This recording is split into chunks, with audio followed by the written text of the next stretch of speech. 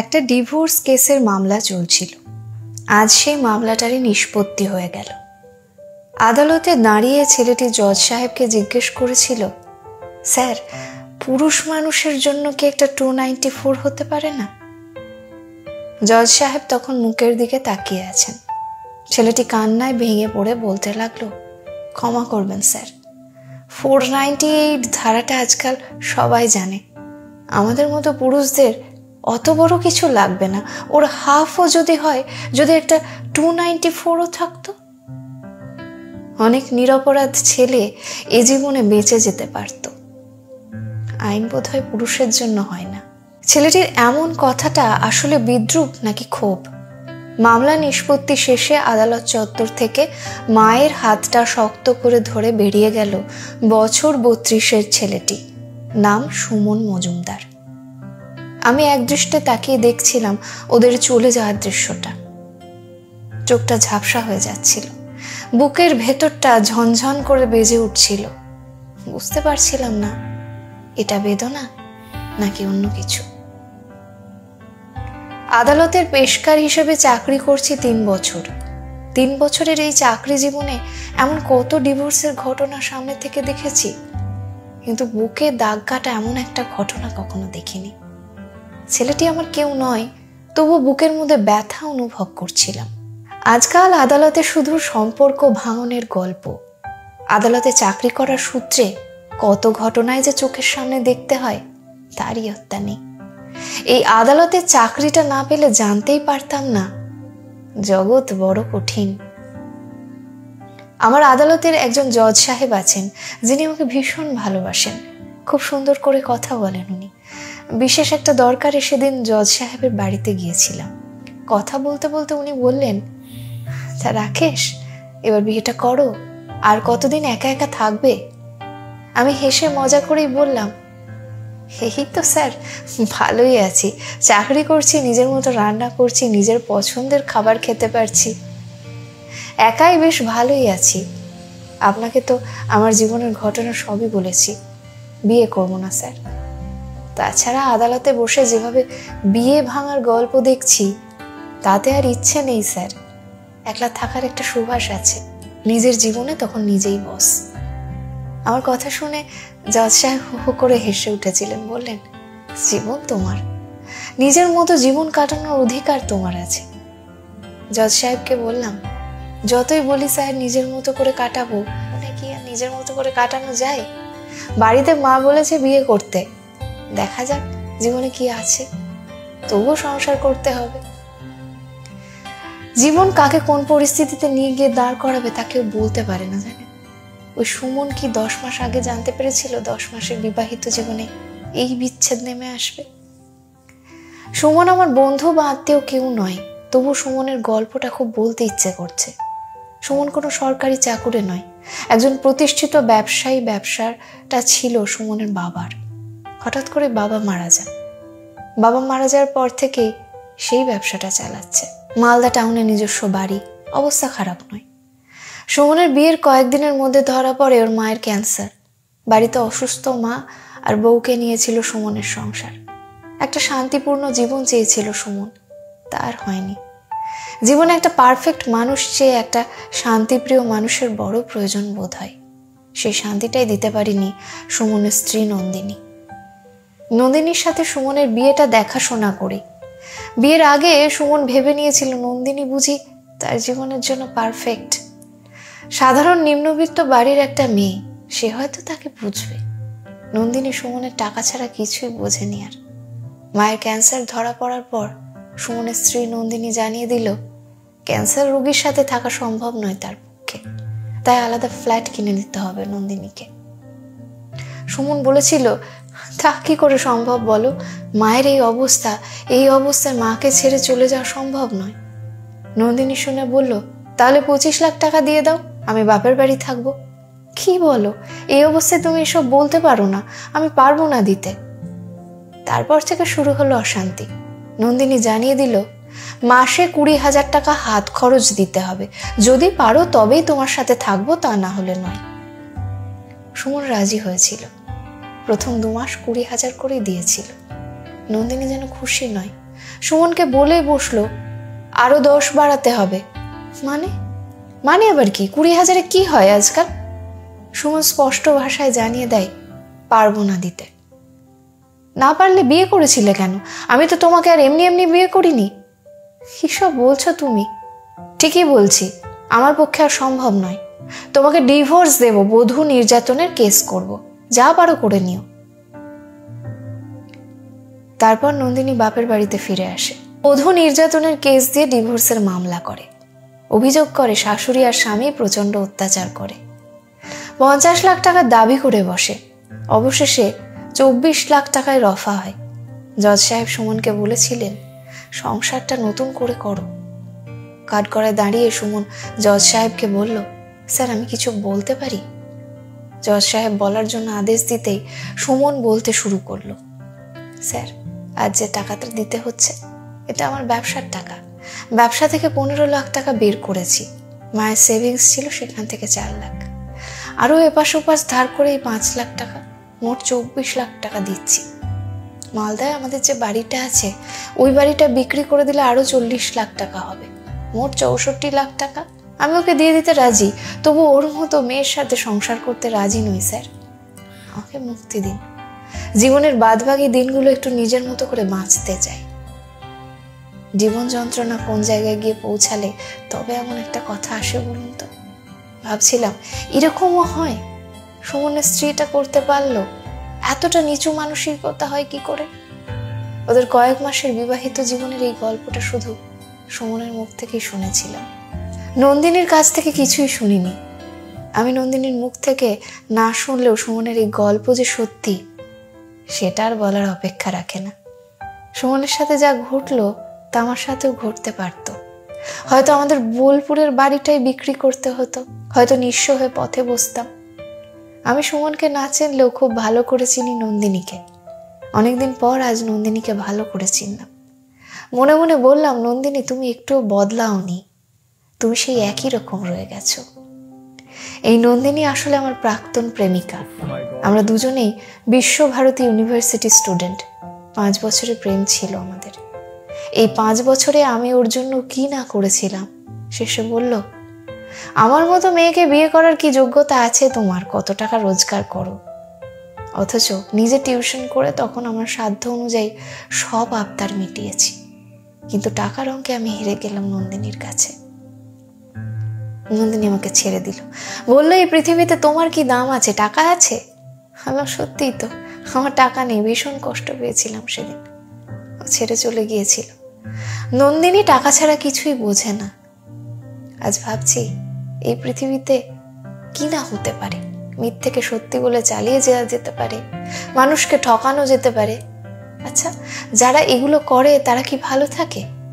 এক শ্রেণীর মানুষ ভীষণ লোভী হয়, তবে এটা সত্যি কৃতকর্মের ফল ভোগ করতেই হবে, এইটুকু বিশ্বাস নিয়েই বাঁচতে হয়। সুমন আদালত ছেড়ে চলে যাওয়ার পর ভাবছিলাম, সুমনের মতো কত নিরপরাধ ছেলেই থাকে যারা মিথ্যে কেসে ফেসে যায়, সাজা পায়। চোখের সামনে থেকে দেখা মারণ বাধিতে আক্রান্ত রুগ্ন মাও মিথ্যে মামলার আসামি। কি জানি কি নিয়ম বিধাতার। সমাজে বধূ নির্যাতন হয় ভীষণভাবে মানি, তবে এ সমাজে পুরুষও হয় নির্যাতিত, শোষিত, লাঞ্ছিত। পুরুষের কোনো 498 নেই, তার যন্ত্রণা বোঝার জন্য কোনো আদালত নেই। টাকা পয়সা সম্পত্তি সর্বস্ব হারিয়ে ফেলে মুক্তি খুঁজতে হয়। বিচ্ছেদ মানে কে বলেছে বেদনা? বিচ্ছেদ আসলে মুক্তি, চিরতরে মুক্তি। কলমে সরজিৎ ঘোষ, কণ্ঠে পারমিতা। কি বলবো বলো তো, এই ভিডিওটা দেখে না আমরা ভাষা হারিয়ে ফেলেছি। রিয়েলি আমার চোখ থেকে না জল আসবে ভাব। হয়তো আমি ভিডিও করছি, ভিডিওর সামনে আছি বলে জল পড়ছে না, নয়তো আমার চোখ থেকে এখনো জল বেরিয়ে যেত। রিয়েলি নয়তো আমার চোখ থেকে এখনই জল বেরিয়ে যেত। এই ভিডিওটা দেখে ভিডিওটা কিন্তু আমি তোমাদের সঙ্গে দেখছি, এটা কিন্তু না, আমি এর আগেও কিন্তু ভিডিওটা একবার দেখেছিলাম। আমি এই ভিডিওটা এখন দেখি না, আমি সত্যি কয়েক মিনিটের জন্য না এত পরিমাণে আপসেট হয়ে যাই আমার এই ভিডিওটা দেখার পরে। কি বলবো, আমরা সিঙ্গেল পার্সন, তো আমাদের না অনেক কিছু ভাবতে হয় লাইফে। আমরা অনেক সময় অনেক ভুল জায়গায় পা দিয়ে ফেলি। ভুল জায়গায় পা দেওয়ার পরে আমাদের লাইফ কেরিয়ার সব শেষ হয়ে যায়, শেষ। তা আমার মনে হয় কি যে এই ভিডিওটা তোমাদের সঙ্গে যদি একটু শেয়ার করা যায়, এই ভিডিওটা যদি তোমাদের সঙ্গে একটু দেখা যায়, কারণ দেখো, আমরা যারা ব্যাচেলার, আমরা যারা সিঙ্গেল পার্সন, তারা কোনো মেয়েকে পেলে, মানে কোনো মেয়েকে মনের মতন যদি কোনো মেয়ে পাই, মানে একটু সুন্দর দেখতে বা মনের মতন একটা মেয়ে পাই, তাহলে হয়তো সেই মেয়ের জন্য আমরা নিজের জীবনও যেতে দিতে দুবার ভাবি না। সত্যি কথা জানো তো, ছেলেদের কি সত্যি এই সমাজে কোনো দাম নেই? আমার কেন জানি না মনে হচ্ছে আজকে যে সত্যি হয়তো ছেলেদের এই সমাজে কোনো দাম নেই, টাকা ছাড়া সত্যিই ছেলেদের এই সমাজে কোনো দাম নেই। আমার দেখা এরকম একজন আছে, মানে বলতে পারো একটা রেপিস্ট, ঠিক আছে, কিন্তু তার বাবার প্রচুর টাকা, বাপরে বাপ, কিন্তু সেই সমাজে সব থেকে ভালো ছেলে, রিয়েলি বিশ্বাস করো। আবার তার ভালো মেয়ের সঙ্গে বিয়ে হয়েছে। এটা আমাদের এখানকারই ঘটনা। তো আমি বুঝি না এটা, আমি ভাবি না, বিশ্বাস করো, টাকা এমনই একটা জিনিস না, টাকা ছাড়া এই সমাজে টাকা ছাড়া না তোমাকে আইন পাত্তা দেবে, না এই সমাজে টাকা ছাড়া তোমাকে সমাজ পাত্তা দেবে, না এই সমাজে টাকা ছাড়া তোমাকে পুলিশ আইন কেউ কারো না। বিশ্বাস করো, তোমার বউ আজ কদিন পরে তোমার থাকবে না। ভালোবাসা, আমার মনে জানো কি, ভালোবাসা বলে কিচ্ছু হয় না, ভালোবাসা জাস্ট একটা মোহ মায়া বলতে পারো, মায়াই বলতে পারো। ভালোবাসা, মোহ, মায়া দুটোই বলতে পারো। তো আমার মনে হয় যে সিঙ্গেল ছেলেদের এই ভিডিওটা দেখা দরকার। কারণ এখন যেরকম সিচুয়েশান, এখন যেরকম অবস্থা, বর্তমান সময়ে মেয়েদের জন্য না অনেক মানে মেয়েদের আইনের আর শেষ নেই। একটা মেয়ে চাইলেই না তোমাকে ফাঁসি দিতে পারে, যে কোনোভাবে, হয়তো যে কোনো কারণ দিয়ে ফাঁসি দিতে পারে, যদি তোমার কাছে টাকা না থাকে। আর যদি তোমার কাছে টাকা থাকে, তো এরকম প্রচুর মেয়ে আমি দেখেছি যারা যাদের লাঞ্ছিত হওয়ার পরও তারা কিছু করার সাহস পায় না। টাকা নেই বলে পুলিশের কাছে যাওয়ারও সাহস পায় না, টাকা নেই বলে কোর্টে যাওয়ারও সাহস পায় না। এরকম প্রচুর মেয়ে আছে যারা লাঞ্ছিত হয়। লাঞ্ছিত শুধু ছেলেরাই হয় তা না, কিন্তু বেশিরভাগ ক্ষেত্রে দেখা যায় যে 100-তে 60-70-80% ছেলেরা কিন্তু বিনা দোষে জেল খাটে, শুধুমাত্র এইসব কেসে বিনা দোষে জেল খাটে। এই ঘটনা কিন্তু, এই যে তোমরা শুনছো, এটা লিখেছে কেউ একজন, কিন্তু এইটা কিন্তু বাস্তব, এরকম ঘটনা হয়, প্রচুর পরিমাণ হয়। এরকম ঘটনা এক না একাধিক হয়, এক এক জায়গায় এক এক রকম হয়। এক একটা ঘটনা এক একজনের এক এক রকম রূপে হয়। মনে করো আমার সঙ্গে যে ঘটনা ঘটেছে সেইটার সঙ্গে এইটা মিল আছে একটু ঘুরিয়ে, তোমার সঙ্গে যে ঘটনা ঘটছে সেইটার সঙ্গে এটা মিল আছে, বাট সেটা একটু ঘুরিয়ে। সেম ঘটনা কিন্তু সবই এক, কিন্তু একটু বেঁকিতে। তো এটা হলো ব্যাপার। তো আমার মনে হয় যে সত্যি বলতে এই টাইপের ভিডিও না, আমার মনে হয় বিয়ে যারা করেনি বা আমার মতন যারা সিঙ্গেল পার্সন, তাদের হয়তো এই টাইপের ভিডিওগুলো দেখা খুবই দরকার। কারণ মেয়েরা বর্তমান সময় আমাদের জীবনে আসার পরে না, আমরা সব ভুলে যাই, শুধু ভাবি যে মেয়েটাকে কীভাবে ভালো রাখবো, ওকে কীভাবে খুশি রাখবো, ওর খুশির জন্য 2 ঘন্টা না, আমি 10 ঘন্টা খাটতেও রাজি আছি, ওর খুশির জন্য আমি নিজের জীবন সব শেষ করে দিতে রাজি আছি, শুধু কোনো মতেই আমার ওকে চাই, বাট সেই জায়গা দাঁড়িয়ে কি লাস্ট সিচুয়েশনে কি সেই মেয়ে আমাদের সঙ্গে থাকে? হ্যাঁ, তবে সব মেয়েরা যে সমান হয় এটা আমি একদমই বলবো না। অনেক মেয়েরা কিন্তু তাদের সঙ্গে থাকে, ইভেন আমি দেখেওছি যে অনেক মেয়ে তাদের বাবা মাকে ছেড়ে চলে আসে। দেখো, আমার মনে হয় কোথাও জানি বাবা মার জায়গা ঠিক আছে, বাট রিলেশন যখন হয় তুমিও তোমার জায়গা ঠিক আছে, বাট যার সঙ্গে রিলেশন সেই ছেলেটাও তার জায়গা ঠিক আছে। এখন তোমাকে ভাবতে হবে তুমি লাইফে কার সঙ্গে থাকবে। তুমি যদি লাইফে বাবা মার সঙ্গে থাকো তো বাবা মার কথা ভাবো, যদি লাইফে কোনো ছেলের সঙ্গে থাকো, যে তোমার বর বা যে তোমার বয়ফ্রেন্ড, তো তার কথা তোমার ভাবা উচিত। এতদিন তুমি 2 বছর 3 বছর 5 বছর 10 বছর একটা ছেলের সঙ্গে কাটালে, একটা ছেলের সঙ্গে ভালোভাবে থাকলে, ঘুরলে, খেলে দিলে, সব কিছু করলে, হট করে বাবা আমার কথা তোমার মনে পড়ে গেলো 10 বছর পরে। এর আগে মনে ছিল না। অনেকে দেখবে এই টাইপের ভিডিওগুলো ভাইরাল হয় যে ভুল মানুষের সঙ্গে বিয়ে করা ভালো না, মানে দেরি করে বিয়ে করা ভালো, তাও ভুল মানুষের সঙ্গে বিয়ে করা ভালো না। আমাদের জীবনে এরকম প্রচুর আছে যে ভুল মানুষ আমাদের জীবনে আসে, বিশেষ করে ছেলেদের জীবন পুরো ধ্বংস হয়ে যায়। ধ্বংস মানে বোঝো, মাটিতে মিশে যায়। আমি যখন ফার্স্ট টাইম এই ভিডিওটা দেখি, আমার চোখে সত্যি আমার 2 চোখে জল চলে এসেছিলো। মানে আমার এতটাই কষ্ট লেগেছে। কেন লিখছে তো, পুরুষদের জন্য কোনো আইন আছে? সত্যি বিশ্বাস করো, পুরুষদের জন্য কোনো আইন নেই। আজকে একটা মেয়ে তোমার সঙ্গে থাকবে, তুমি হয়তো মেয়েটা দোষ করে বারবার তুমি তাকে শাসন করবে, দেখো সেই মেয়েটা তোমার নামে গিয়ে থানায় গিয়ে 498-এর কেস দিয়ে দিতে পারে, বলা যায় না, দিয়ে দিতে পারে। এবার সেই জায়গা তুমি ফেসে যাবে। কিন্তু এটাকে তুমি পারবে যে তোমার বউ যদি বারবার তোমার বিপক্ষে যায়? কোনো ছেলে করেছে বউর নামে কেস? আমার তো মনে হয় না যে কোনো ছেলে তার বউর নামে কেস করেছে, আমার ওটা মনে হয় না। দেখো, ছেলেরা কখনো ভাবে কি যে বউ তো আমার ভালোবাসার জিনিস, ওকে কেন মারবো, ওকে ওর নামে কেন কেস করবো? কিন্তু সেই বউরা এমন কিছু কাজ করে বসে, সেই বউরা এমন জিনিস ঘটিয়ে বসে, তারপরেও কিন্তু ছেলেরা কখনো থানায় গিয়ে বউর নামে একটা কেস করে না। আর বিয়ের পরে মেয়েরা অ্যালুমিনি চাই 2 লাখ 10 লাখ। আমার একটা বন্ধুর ঘটনা তোমাদেরকে বলবো। একজনের সঙ্গে রিলেশন করে বিয়ে করেছে, প্রায় মনে করো 5 বছর 6 বছর রিলেশন ছিল। 5 বছর 6 বছরের মেয়েটাকে প্রায় 4 থেকে 5 লাখ টাকা ছেলেটা দিয়েছে, তাও আবার লোন করে এনে দিয়েছে ছেলেটাকে, বুঝলে।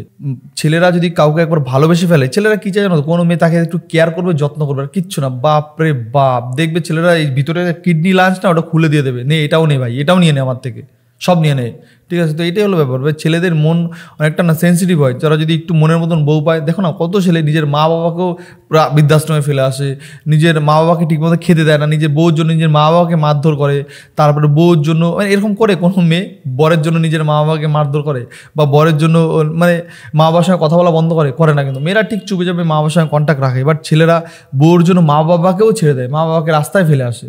তার মানে ভাবো সে তার বউকে কতটা ভালোবাসে, তার কাছে এখন তার মা বাবা অবধি শত্রু হয়ে যায়। কিন্তু দেখা যায় যে বেশিরভাগ ক্ষেত্রে এরকম দেখা যায়, তারপরেও ছেলেরা বঞ্চিত হয়, লাঞ্ছিত হয়, সব হয়।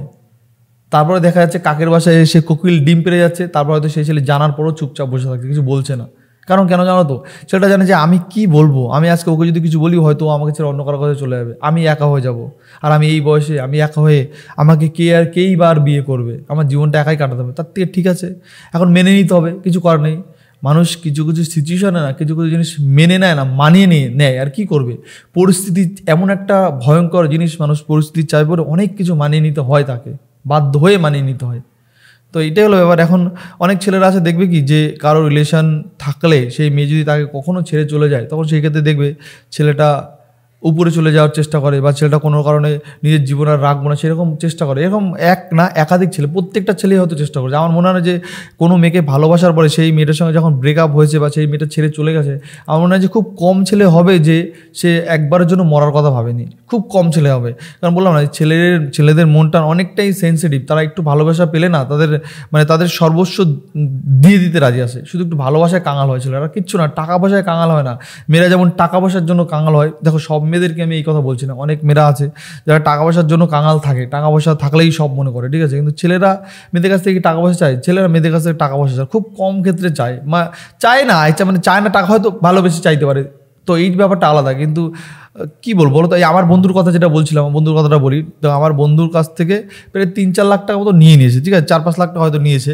তো নেওয়ার পরে কী হয়েছে, এবার সেই মেয়েটা এখন রিলেশন মানে ওর কাছ থেকে 1 লাখ নিলে ওকে আবার মনে করো 10,000 টাকাটা গিফট দিত। ওই বাবা 10,000 টাকাটা গিফট দিত, আর আমার বন্ধু তো খুশি আত্মরা আমাকে 10,000 টাকাটা গিফট দিল। আর 10,000 টাকা দিয়ে ওর কাছ থেকে 1 লাখ টাকা নিয়ে নিত, ও বুঝতেই পারতো না, বলতো দাও আমি ব্যবসা করবো, কোনো অসুবিধা নেই। ওকে ভালোবাসতো, রান্না করে করে খাওয়াতো, জামা প্যান্ট কিনে দিত, মানে অনেক কিছু। বাপরে বাপ, বিশাল গাইডলাইন ছিল তখন, ঠিক আছে। তারপরে হট করে একদিনকে মানে মেয়েটার সঙ্গে এখন আর বলছে আমি রিলেশন রাখবো না, কী কারণে রাখবো না জানি না, রিলেশন রাখবো না, এইভাবে ব্রেকআপ করে মেয়েটা অন্য একটা ছেলের সঙ্গে পালিয়ে গেছে। এবার সেই ছেলের কাছ থেকে উনি এরকম টাকা নিয়েছে। পরে আমিও যাই, আমার বন্ধুর সঙ্গে আমিও যাই, খোঁজখবর নিই। তাই সে মেয়েটা এখন অবধি মানে আজকে প্রায় 4-5 বছর হয়ে গেল, এখন অবধি ও বাড়িতেই আসে না। মানে ওইরকম শুধু আমার বন্ধুর কাছ থেকে নেয়নি, ওরকম ওই পাড়ায় প্রায় 8-10 জন না, পরে ওই পাড়ার প্রায় লোকের কাছ থেকে নিয়ে নিয়েছে টাকা। এরকম টাকা নিত, মানে সবার কাছ থেকে টাকা নিত। মানে মেয়ে মানুষ তো চাইলেই দিয়ে দিত, সবাই জানে যে ব্যবসা করে, কিন্তু কী ব্যবসা করে সেটা আর কেউ জানে না। তো এই ক্ষেত্রে এইভাবে ওর কাছ থেকে নিয়ে ও তো ভেবেছে যে মানে আমার বউ ব্যবসা করবে, দিয়েছে। এখন সেই মেয়ে টাকা নিয়ে চম্পট, সেই মেয়ে টাকা নিয়ে চম্পট। এখন ওর বাড়ির লোকের সঙ্গে হয়তো কন্ট্যাক্ট থাকে, বাট বাড়িতে মেয়েটা আসে না নাকি, মেয়েটা বাবা মা তাই বলে। তো যাই হোক বন্ধুরা, তোমরা ভিডিওটা দেখলে, তোমাদের যদি ভিডিওটা ভালো লেগে থাকে বা তোমরা যদি সিঙ্গেল পার্সন হও, তোমাদের কি মতামত অবশ্যই তোমরা কমেন্টে লেখো। নেক্সট আবার দেখা হবে অন্য কোনো ভিডিও, অন্য কোনো পর্ব। আর যারা এখন অবধি চ্যানেলটাকে সাবস্ক্রাইব করোনি, এটা হলো আমার নতুন চ্যানেল, তো চ্যানেলটাকে প্লিজ দয়া করে চ্যানেলটাকে সাবস্ক্রাইব করে চ্যানেলের পাশেই থেকো। আজকে আমাদের এখানে শেষ করছি। বাই বাই বন্ধুরা, ভালো থেকো, সাবধানে থেকো। আর তোমরাও যদি এইরকম কোনো মেয়ের খপ্পরে পড়ে থাকো, এইরকম কোনো মেয়ের পাল্লায় পড়ে থাকো, আশা করি ওই যে বললো না যে বিচ্ছেদ মানে কষ্ট নয়, শান্তি, তাই এটাকেই মনে করে নিজের মনকে শান্ত করে নিজের লাইফের প্রতি ফোকাস করাই আমি মনে করি একদম ঠিক, আর এটাই বুদ্ধিমানের কাজ হবে হয়তো। তো বন্ধুরা, আজকে আমাদের ভিডিও এখানে শেষ করছি। নেক্সট দেখার জন্য কোনো ভিডিও, কোনো পর্ব। বাই বাই বন্ধুরা, ভালো থেকো, সাবধানে থেকো।